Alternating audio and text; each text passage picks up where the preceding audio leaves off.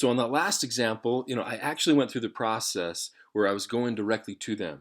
So through that process, I got a notification that said that they wanted, to get a sample, which means then I'm going to have to go directly to them and give them the sample, and then they're going to give me the $20. So in this scenario, I'm going to do it a little bit differently. So if we go back and we look at, kind of Fry looking at the video and what's taken place so far, I'm gonna go through the other example. So now when I go to share, I'm not going to click on the direct offer. I'm going to click on the offer funnel.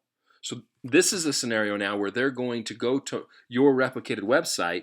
It's going to direct them there to buy that sample. It's going to be kind of front and center if they click on that link, and they can purchase it themselves. So now when I click that option, you're going to see here, so I go send this through. I'm going to use a current prospect since I've already sent this to Rye, but it could be somebody new. I'm going to go and pick Fry's name again.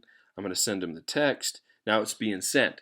So the difference, once again, between this one and the other one is that this is going through a different path where we can control whether we want to give somebody that sample personally or whether we want them to just purchase it and use our credits that we have and have the company just send it to them. If it's you don't even have to think about it. If you have credits, it is done. So now that I've sent this to him, they're going to get a similar question. Will you try one of my samples for a week for $20? But the difference is now is, since he just opened up that text, is now the end result is going to be how they get that sample. So now he's viewing the video. I got the notification once again he's viewing the video. So I can see that when he viewed it, Fry viewed it. And the next one I'm going to get, I'm sure, is he's going to go to my website. Now when they go to your website because they want a sample, you're going to get that notification. So you know exactly what they're doing when they're doing it. So that's the beauty of this, is you're not left in the dark. As I mentioned, I would never give anybody a link or anything before because I want to know when it's fresh in their mind. So the beauty of this whole thing is we know that people, one, they look at their texts. Okay, they look at their text. I mean, most texts have a 98% open rate within a few minutes.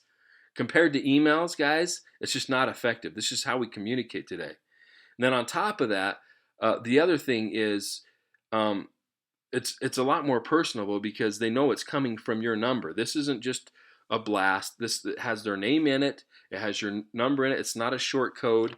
It's exactly coming from the number that they have plugged in their phone with you in it. So it's your number. So the power of this is you choose what direction you want to go down.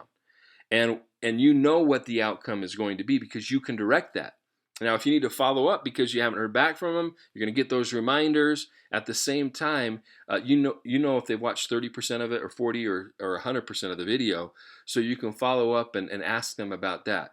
But anytime you send them, whether it's this or any other thing, okay, we got follow-up videos. So if they didn't respond, you can follow up with some different information on the products, on the company.